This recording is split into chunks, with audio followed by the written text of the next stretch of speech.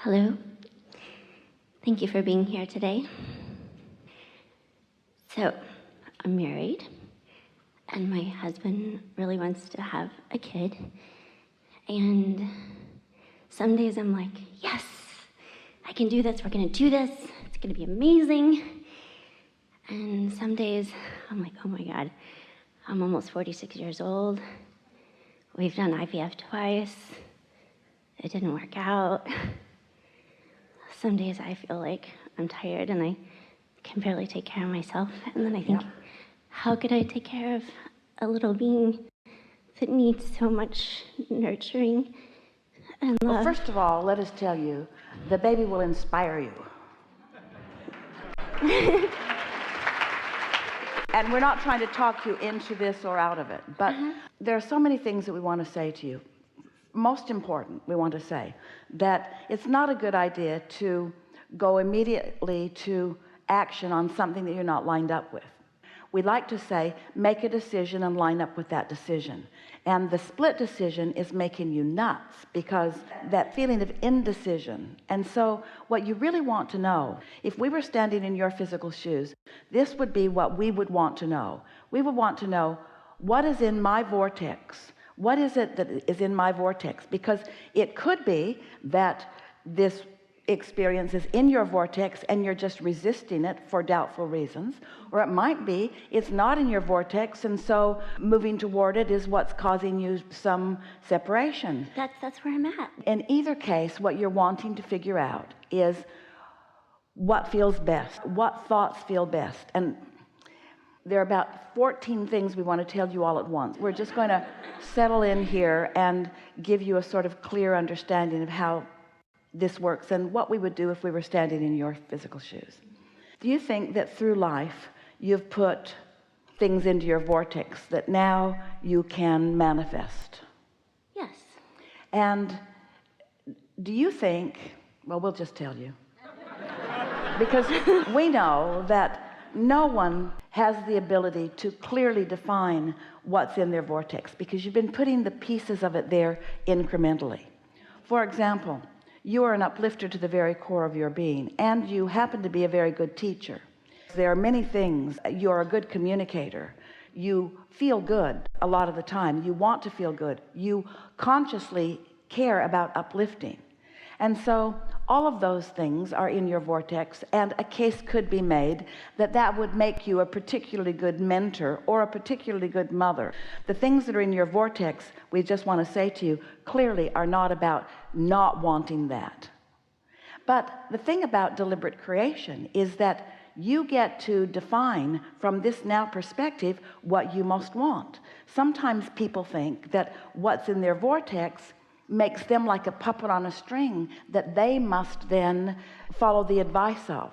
Sometimes that's the impression that we give you when we say your vortex is calling you, your vortex is calling you, which might sound like, oh yeah, there's a baby in your vortex that's calling you, and you really, we're not saying this. We're not saying it either.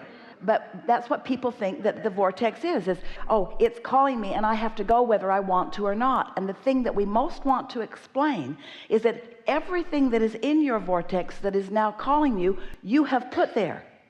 And the thing that makes more of you feel crazy than any other thing and gives you the most negative emotion is when you've put things in your vortex and now you're not allowing yourself to move in the direction of your vortex because you're making up stuff that contradicts it.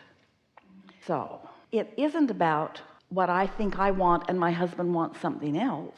It isn't about the difference of opinion between the two of us that causes you any negative emotion. It's the difference in opinion between you and you. And so what we would do, just to give this an opportunity for you to know for sure, we would spend about a week pretending that we've made the decision not to do it. And then just line up with that decision and see how many things show up in that week, and there will be plenty, that will either harmonize or not harmonize with that. We know that you would like us to tell you what we know is in there. And we know that you would like us to tell her what is in there. But that defies what deliberate creating really is, because you can't get it wrong. You really could line up with either one of those decisions and live happily ever after. But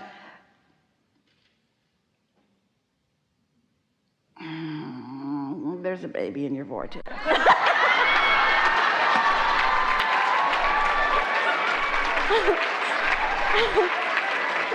I've really thought about this a lot, and I've gotten to the feeling of like, okay, what if if I decided not to, and it meant my husband moves on without me, I'm like, oh, that just doesn't sound very fun.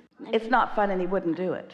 And then I'm like, if we do it, oh my God, oh shit, am I gonna have everything I need to do to take care of this baby? And I guess it just comes. Well, that's what we were talking about that inspiration. In other words, the thing that makes this a more complicated conversation even than you see at face value is that the best thing in the world is when your vortex is inspiring you.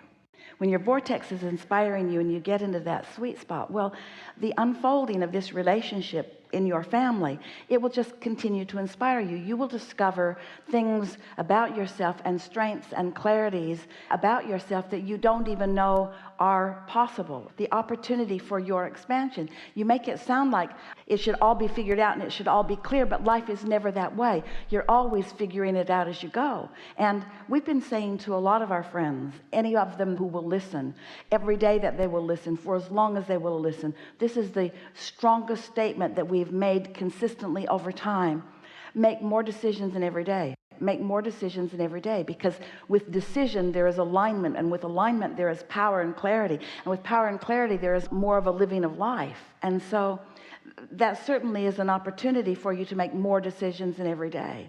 Now, something that's interesting that's happening here is the more that we are making it sound like we think that you think it's a good idea, the more resistance is sort of coming up within you, just a little bit. On the one hand, you wanted to know what's going on there, but look at it this way. More things in more people's vortices are not allowed in their physical experience than are.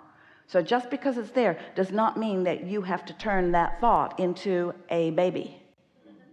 You don't have to do that. But it is our promise to you that as you come into alignment with who you are, it will be so clear to you what you want to do. And we wouldn't move forward on anything until that clarity is there.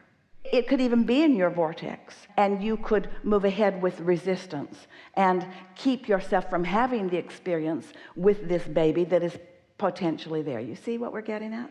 Yeah, I kind of feel like I'm on this tightrope between A and B, and that I'm balancing the pole to get to the other side. And sometimes I feel like I'm almost there, and then I'm back in the middle, and then I'm almost there. And I guess I just... One of the things that we really like about giving birth is that once you set it into motion, there's only one way out of it. And it's sort of like the out-of-body experiences. Have you ever had one where you can feel and then you reach a certain point where you're going to have that out-of-body experience? And so what we're saying is, don't be afraid to let momentum carry you, because momentum that feels good will never carry you to a place that you don't want to be.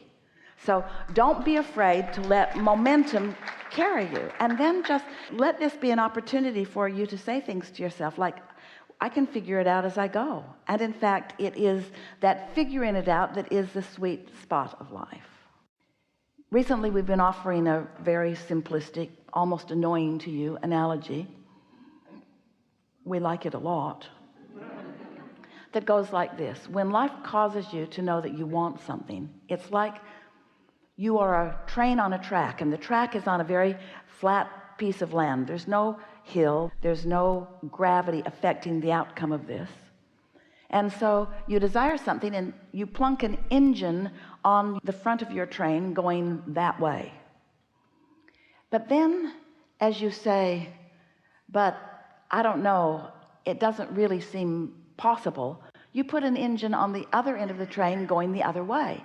So your desire is going this way, but your doubt is causing you to go that way, and you're not going anywhere because you've got this equal energy pulling against itself.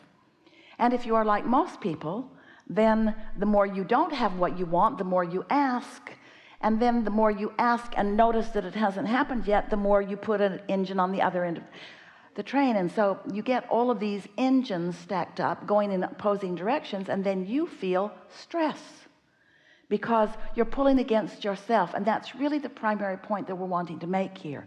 Only you can pull against yourself. You're pulling against yourself only. There are no other forces preventing you or hindering you or working against you. It's just your thoughts and what they are doing to you.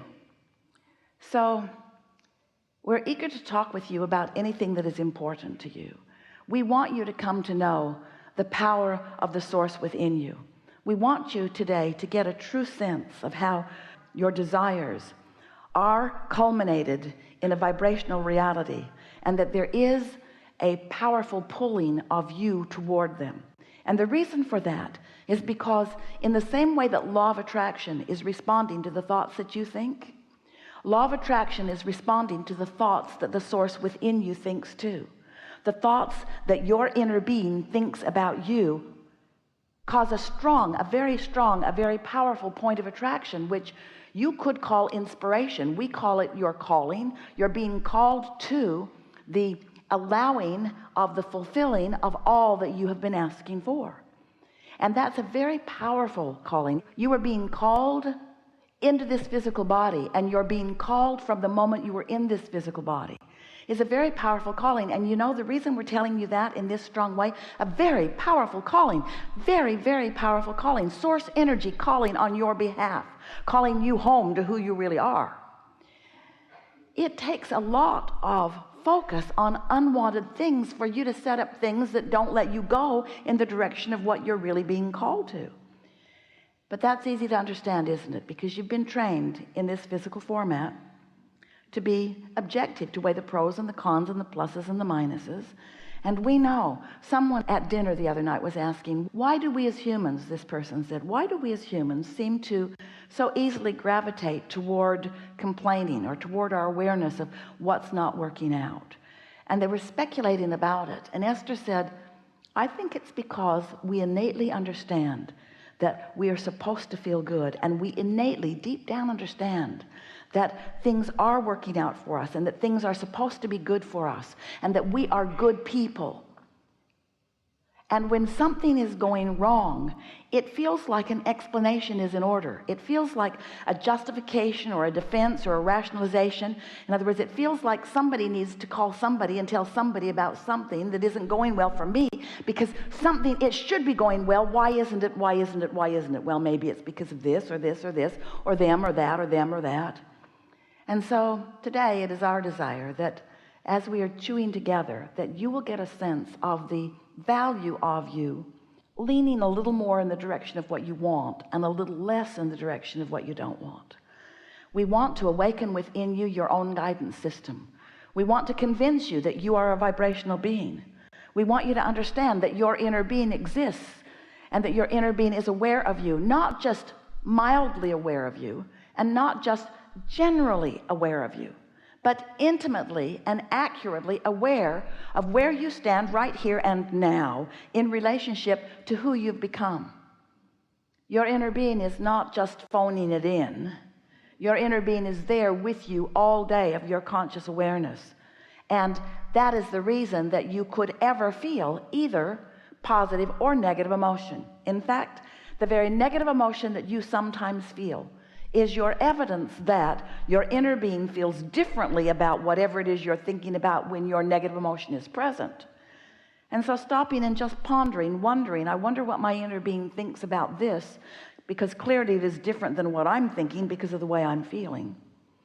Ooh, wouldn't it be nice if you could leave here understanding your guidance system?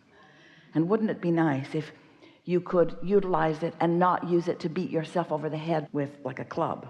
Wouldn't it be nice if you could accept negative emotion as a good thing, not a bad thing?